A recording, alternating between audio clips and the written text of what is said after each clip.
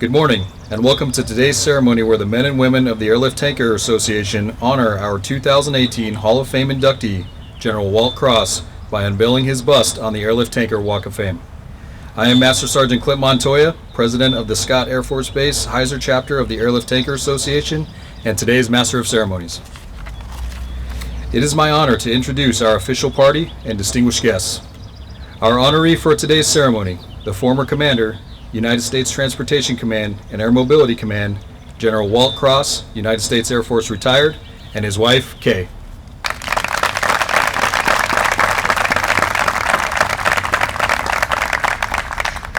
Representing the Airlift Tanker Association, former Commander, United States Transportation Command, and former Commander, Air Mobility Command, and Chairman, Airlift Tanker Association, General Duncan McNabb, United States Air Force, retired.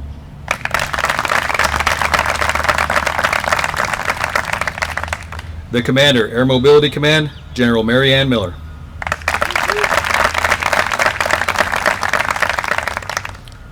The President of the Airlift Tanker Association and former Command Chief for Air Mobility Command, Chief Master Sergeant Michael Kerber, United States Air Force, retired.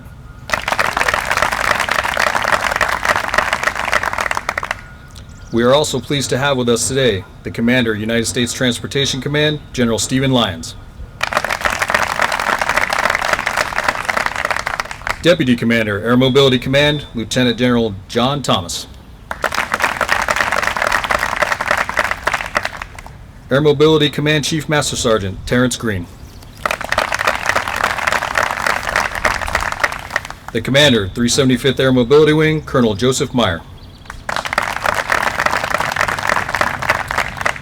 And we have one of the C-17 Pathfinder Loadmaster 2015 Hall of Fame inductees, Chief Master Sergeant Mark Smith, United States Air Force, retired. Finally, we would like to welcome all senior leaders, Airlift Tanker board members, Heiser chapter members, and all attendees here with us today.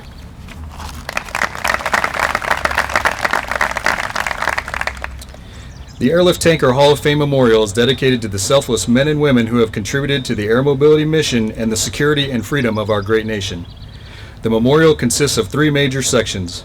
Behind me is a section of the Berlin Wall furnished by the Luftbrücke chapter of the association, along with a replica of the Berlin Airlift Memorial featuring the Luftbrücke, the air bridge, representing the life-saving airlift provided to Berlin from June 1948 to September 1949. This year marks the 71st anniversary of that effort. In the center are the airlift and tanker memorials commemorating those who have given their lives conducting airlift and tanker missions for our country. On the far end is our 9/11 Memorial, honoring the heroic actions and selfless sacrifices made by fellow Americans on 11 September 2001. A genuine steel beam from the ruins of the World Trade Center rests atop a polished steel replica of the Twin Towers, a piece reunited with its whole. It will forever serve a purpose here as a foundation to the beliefs that bind our nation: life, liberty, and the pursuit of happiness. The memorials are all connected by the Walk of Fame, symbolizing the significant contributions of the men and women inducted into the Airlift Tanker Association Hall of Fame. Those honored are inducted into the Hall of Fame annually by the Airlift Tanker Association and are represented by bronze busts and medallions on the pillars lining the walkways. Today we stand before those who went before us and recognize the latest inductee into the Airlift Tanker Association Hall of Fame, General Walt Kross. Ladies and gentlemen, General McNabb.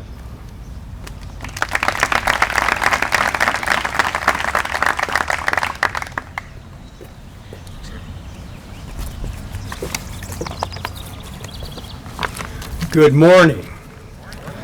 What a wonderful day in the Illinois cornfields on a week that the Blues won the Stanley Cup, and we get to honor and celebrate a great American.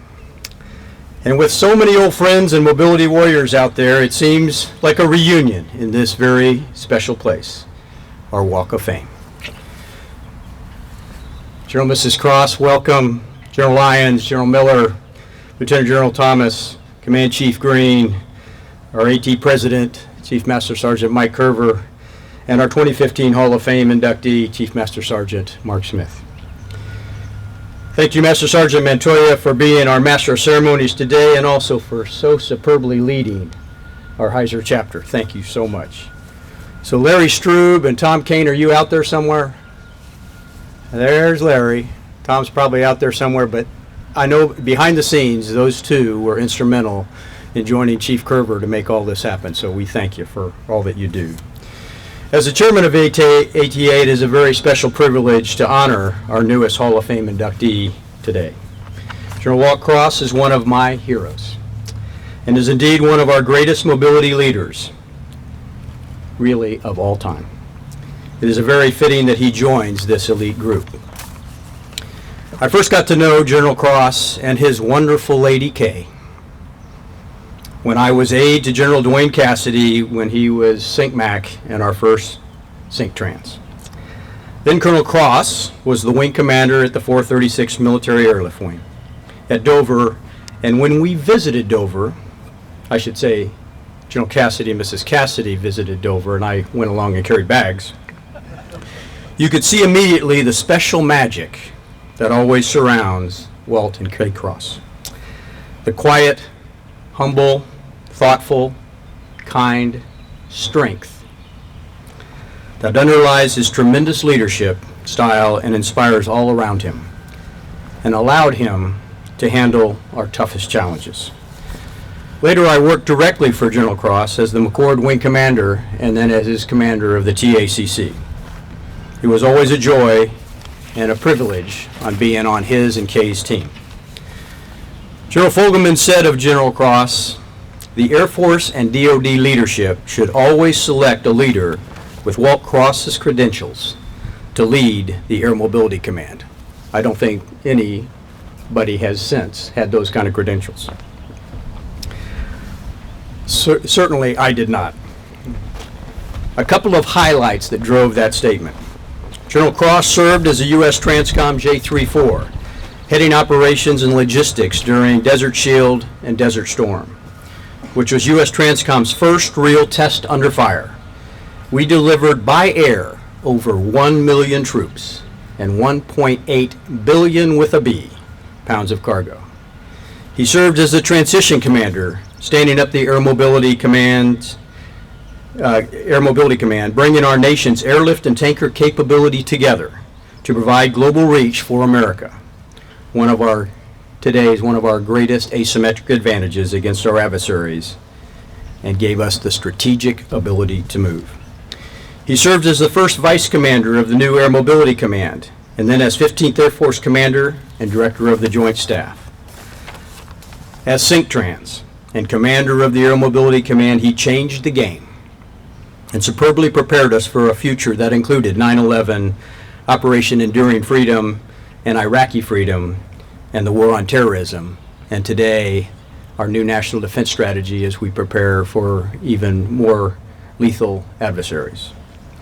He was the mastermind behind reorganize our en route structure and our contingency response groups that allow us to move so rapidly around the world to deter or confront our adversaries or offer the compassion and heart of the American people to folks that have a humanitarian disaster.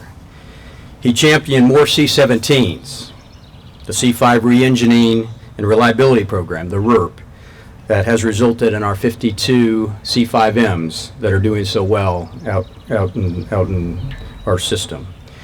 And the modern avionics for the KC-135s and the C-5s and the 130s that allowed them to fly in the airspace that allowed us to rapidly get to war and to the fight. And the Tunner and Halverson loaders, when you think about something behind the scenes that became so valuable, that allowed us to increase the velocity of our whole fleet and is so valuable to our enterprise. And he and Kay took wonderful care of our airmen and their families. He mentored and challenged so many of us and led by his wonderful example. Like many people here today and across our mobility world, over the years, we developed a deep friendship that I treasured and relied on. We had some great adventures together, including moving Kiko the whale on a C-17. Surprise challenge coins that I never got ready for, but all of a sudden I'd see a coin go up in the air, or I'd see something go up in the air, and by the time I saw what it was and looked back at him, he was counting. So he had 5 seconds, so he'd be at 3. for 5, and I lost every time. And he had no problem drinking had no problem me buying him a drink, even though I was a junior officer. And finally, it even included some golf tournaments out in Ireland. And Jeff Kozak, are you out there somewhere? I'm just guessing you are. There's Jeff. And that included us winning $1 from he and General Cassidy that I have framed. I just throw that out. After retirement, he continued to advocate and provide mentorship for our air mobility enterprise as the co-chair of the National Defense Transportation Association, and brilliantly led our Airlift Tanker Association as our chairman from 2008 to 2013. I know of no one who is more deserving of being inducted into our Hall of Fame. Sir, on behalf of ATA, huge congratulations, and thank you for all you have done for us and for our nation. Thank you.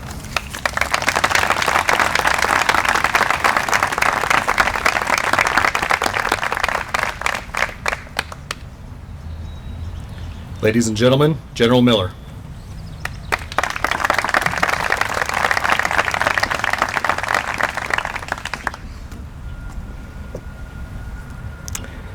This is an amazing morning, sir. You know, you have spent decades of your life lifting up airmen every day to be the people and the airmen that we were meant to be. So this morning, we're going to lift you up. Literally, we're going to lift you up and place you on a pedestal, because that's where you belong. And if I had my way, we'd have 44,000 plus the Guard Reserve, equaling 120,000 airmen here today to honor you. So I represent those airmen. So I'm the voice of them today. So thank you for what you've done. General Lyons, I know how much this means to you to be here today, because it means just as much to me to be able to honor this man, and for Kay to be at his side the entire time. Precious. I can't imagine the stories that you have lived through, right? The conversations, him coming home going, "Are you kidding me? That's what we're doing, right? We're going to war, 1 million troops." A lot going on in our world during those times, General, and you led us through all of it. You led us through all of it, with the flag waving behind you like it's waving behind me right now, right? So it's a part of this too. There's a reason why it's doing that. Sir, you're a humble servant and you're a leader, and we aspire to emulate you every day. Thank you for your example. Thank you for your example that you've shown me throughout this week. Growing up as a young captain and a major, you were commander of Air Mobility Command when I was a rodeo team chief one year. And just the example you set is a pinnacle example for all of us, sir, so thank you. General McNabb and the ATA board, thank you for your leadership and vision for ATA and for this very special day. And for all those at ATA who had made this possible. A lot of energy, a lot of enthusiasm, and a lot of heart went into this day for you, sir. And it's because of General McNabb and Chief Garber and Tom Kane and Clint Montoya and the rest of the team. That's how much we care and love for you, sir. The Heiser chapter of ATA and Clint Montoya, as I said, worked tirelessly to make this day memorable for all of us, and you have. To Ann Amici and the protocol team, thanks for what you do every day. You make it look easy. Absolutely make it look easy. So welcome, and thank you all for attending this morning to honor such a great American mobility warrior and icon, General Walt Kross. General Kross, your record personifies accomplishments of the highest caliber. Many of your achievements not only shaped our command, but still characterize how we work every single day. General Kross's character shines through in his devotion to serve every airman, and is seen in clearest focus through the vision of his leadership and his profound legacy. General Kross has been described by the ATA board as one of the top military leaders of his generation. Absolutely. He served in some of the most significant positions, and General McNabb talked about that, from wing commander all the way up to be the commander of AMC and Sync Transcom, just to name a few. Though this list of positions he has held is impressive, what has absolutely stood out to me about General Kross's leadership is how he expertly and mindfully shaped an environment for every airman to succeed. As a provisional commander and first vice commander, he laid the foundation from the very beginning. In fact, our headquarters building didn't even exist when he started. In these roles, he was uniquely poised to forge our air mobility culture, which for the first time included functions of airlift and tankers together. He branded the term that is still used today, mobility airmen, infusing it with the values of inclusiveness and pride right from the very beginning. As head of Air Mobility Command, he embraced the roles of Total Force Commander and lead MAJCOM by setting a vision for air mobility and instituted annual focal points for these organizations, such as Year of the Enlisted Force. A second focus of his leadership, General Kross aggressively pursued resources, ensuring airmen had the tools they needed to excel in every mission. As 15th Air Force Commander, he quickly discovered the en route nodes needed significant modernization, a task he undertook as only he could. He declared the year of the en route, and he secured brand new cargo loaders to the tune of 318 tonners and 264 Halversons. Then as AMC commander, he moved aircraft modernization forward by asking Congress for more money. And you know how this story ends. He got it, which we all know what a huge challenge that is in the environment of Washington. So not only did he keep the C-17 procurement on glide slope, but he purchased 80 additional C-17s and modernized the C-5 and the KC-135 platforms to be compliant with the global air traffic management airspace. He also took the global transportation network online, making in-transit visibility a reality for the Department of Defense.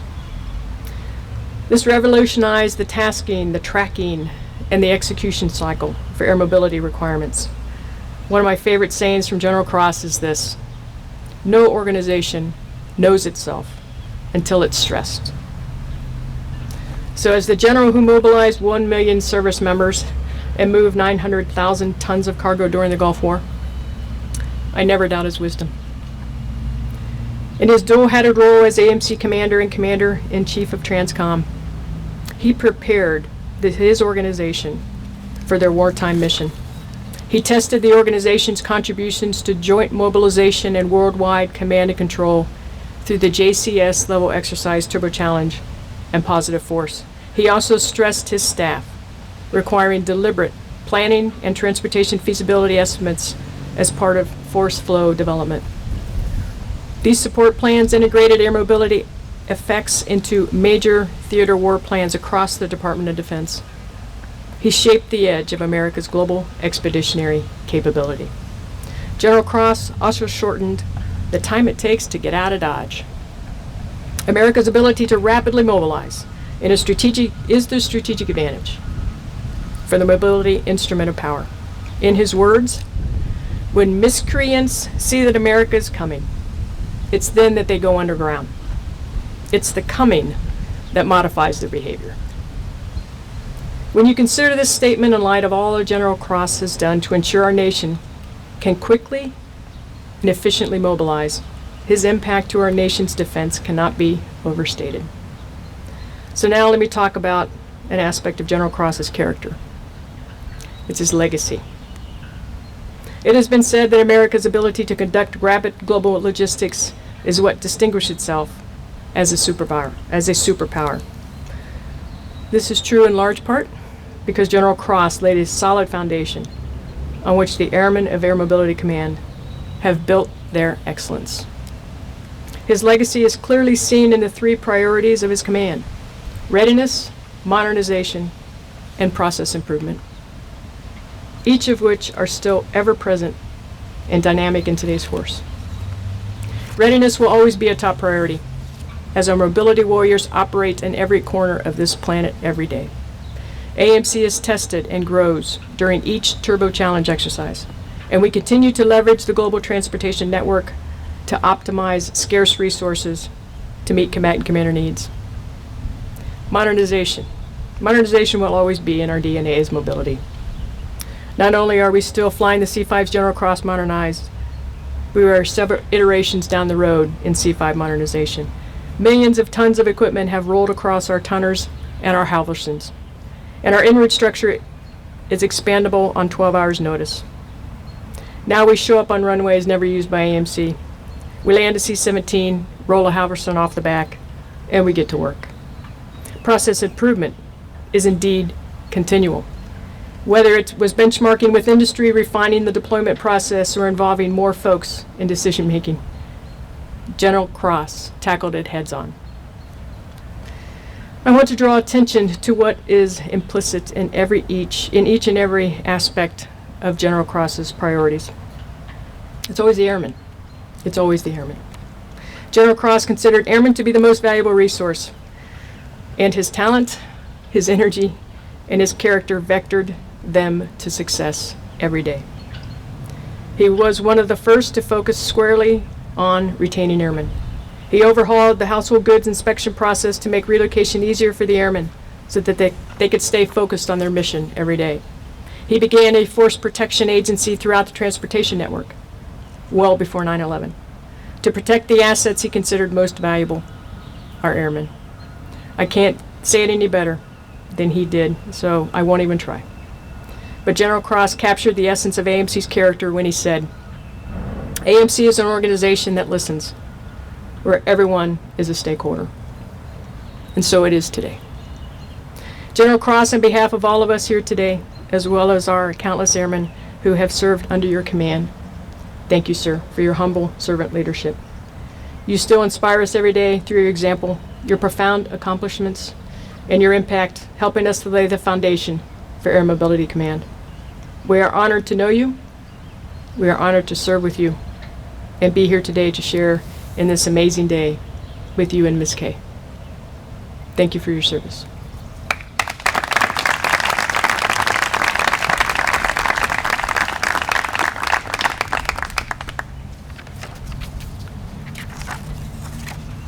Thank you, General McNabb and General Miller.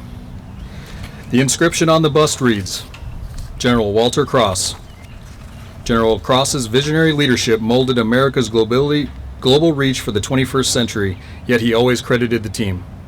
As U.S. Transcom's Director of Operations, he managed the deployment of U.S. combat power to the Middle East during the Persian Gulf War. In 1992, he stood up Air Mobility Command, then served as its first vice commander. As Commander United States Transportation Command and Air Mobility Command, he kept the C-17 program on track. He modernized the C-5 and KC-135 fleets to meet global airspace demands. He advanced cargo operations by fielding the 60K Tunner and 45K Halverson loaders. He was relentless in recognizing the impact of both the total force and even more, the enlisted force in global mobility operations. General Kross's noteworthy accomplishments were instrumental to today's mobility enterprise. Airlift Tanker Association Hall of Fame inductee, 2018. General and Mrs. Kross, General McNabb, General Miller, and Chief Kerber, please come forward to unveil the bust.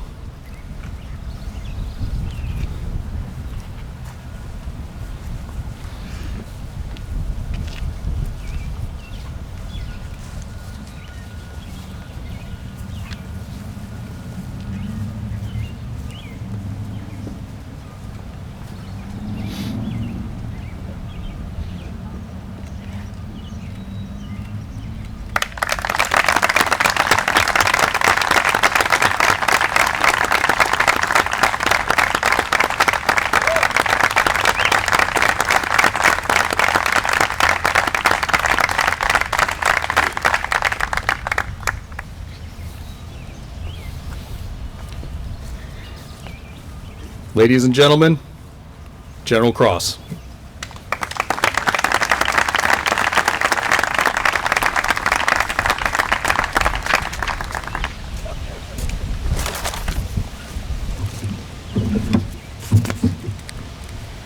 Okay, 7 minutes for those who are standing. I'd like to make some thank yous, a little light, respectful humor in this particular venue, and then to get serious a little bit. General Lyons, General Miller, General McNabb, General Thomas, Command Chief Green, Chief Smith, Chief Kerber, all senior officers that are here, ladies and gentlemen, thank you all very much for taking time out of your very, very busy day to spend a few moments with Kay and I. Really appreciate it very much. And before I go any further, I would like to say to Kay a very, very special thanks. My wife of 52 years and 32 moves and everything that goes with it. I love you, and I wouldn't be here without you. Also, a very special thanks to all the volunteers that got to this particular point in what is a 15-month process. It starts with the nomination, goes through an entire series of video interviews and everything else, the banquet, and then finally today's dedication. Particularly, I thank those who might be called the nominees, who I know are the nominators, excuse me, who are in the audience and do not wish to be named today out of their humility. But I also would like to thank Colonel Larry Strube and Colonel McVicker, and of course Major General Tom Kane, who kind of oversaw that whole process with our President, Chief Kerber.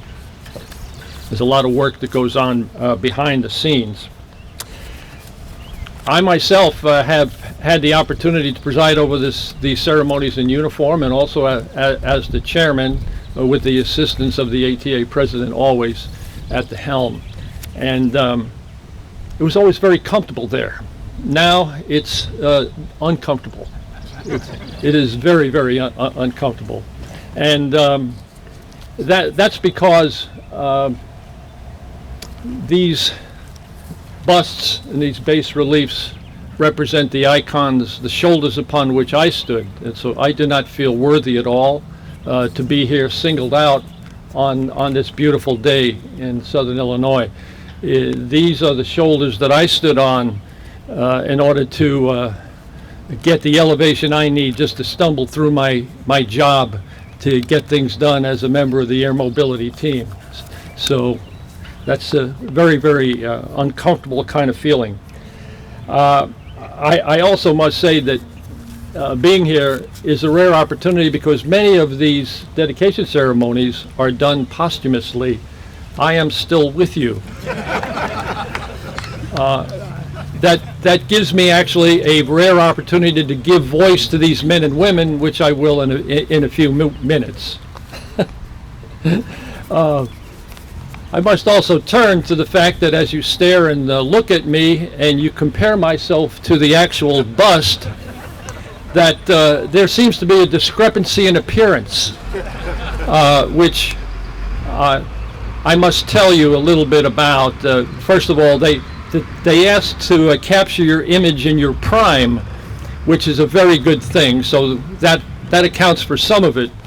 But the rest is truly the talent of our benefactor and sculptor, Air Force retired Lieutenant Colonel Jerry McKenna, who we feted at the banquet.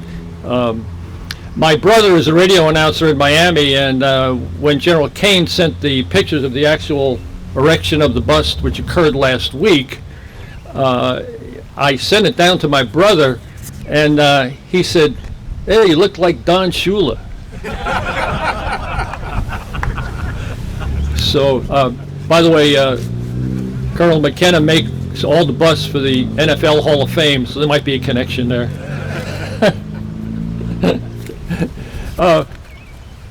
The rest of this discrepancy may also be put to the fact that I am clearly generationally separated from all of you and the men and women who serve. I have a grand niece who is very intelligent, and she asked the question, she said, "Did Uncle Walt serve in the Civil War?" And I immediately corrected her, it was the Spanish-American War. And of course, as we look at all these bus and base reliefs, the birds make no distinction.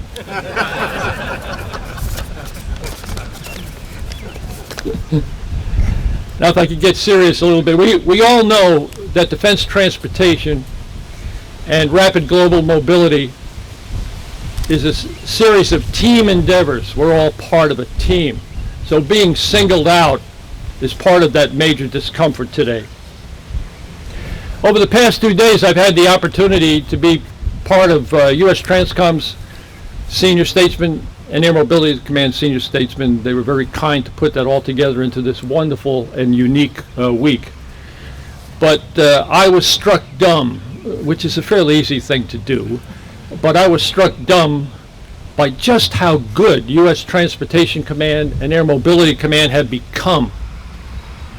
As we spoke among ourselves, the senior statesmen, we said, don't they appear smarter than we were? They certainly appear better than we were. And you know what? That's the way it should be. You should be better, and you are better.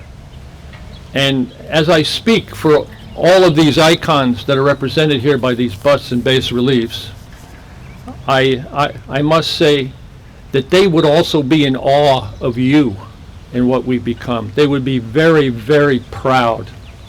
And as their representative today, I am proud to be among you.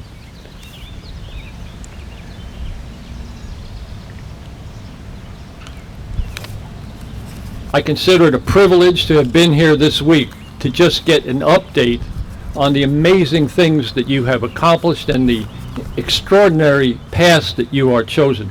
I saw leaders who have a clear understanding and a complete grasp of their place as commanders and how to take the organization forward. I saw motivated and talented staff members. I saw men and women around the base who I am so glad that you are serving our country. And so I just want to close by saying that the greatest honor of all is to have had a chance this week and through this dedication ceremony to come back, to be among you, to be a representative of air mobility professionals, of defense transportation professionals, and to look at today's dedication ceremony as just that, a worthy representative. Thank you very, very much.